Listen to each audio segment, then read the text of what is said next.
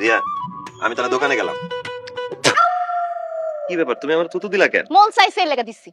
ও আচ্ছা, তোমার সাথে কথা বলে তোমার ডিস্টার্ব করে ফেলছি। আচ্ছা আমি তাহলে দোকানে যাই। এই খারাপ, তোমার মতো মানুষের সাথে সংসার করার এই যে বালতির লোকে সংসার করে একই কথা।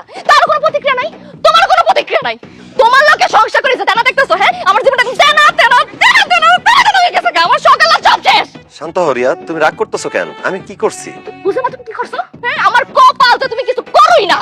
আমি তো তোমার স্যাপ মারলাম, তুমি কিছু করো না। কেলিকা কি রে ভাই, তোর কি শরীরের মধ্যে রক্ত মাংস কিছু নাই? হ্যাঁ তুই যদি আমার উপরে চিল্লাস একটু জানি তা তোর কি মহাভারতটা অসুখ হয়ে যাবো?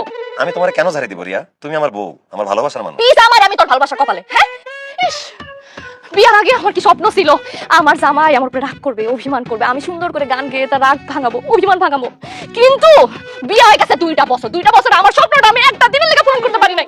এই সমস্যা কি তুই? হ্যাঁ সকাল সকাল বাড়িতে যাবো কেলেগা? তুই কি রাইতে বাড়াইতে পারছ না? তাহলে তো আমি একটু চিল্লাইতে পারি, একটু ঝগড়া করতে পারি। আর তোরে যে এতক্ষণ ধরে আমি চিল্লাইতাছি, তুই দাঁড়া আছো সোজা একটা মানুষের মতো দাঁড়াতে, স্ট্যাচু অফ লিবার্টি আমার সামনে খাড়া দিছিস। তোর কি রাগ নাই, তোর কি ক্ষোভ নাই, তোর কিচ্ছু না শরীরের মধ্যে? হ্যাঁ বুঝতে পারছি রিয়া, আমি তোমার স্বপ্নগুলো পূরণ করতে পারি নাই। দোষটা আসলে আমারই, আমার শাস্তি পাওয়া উচিত।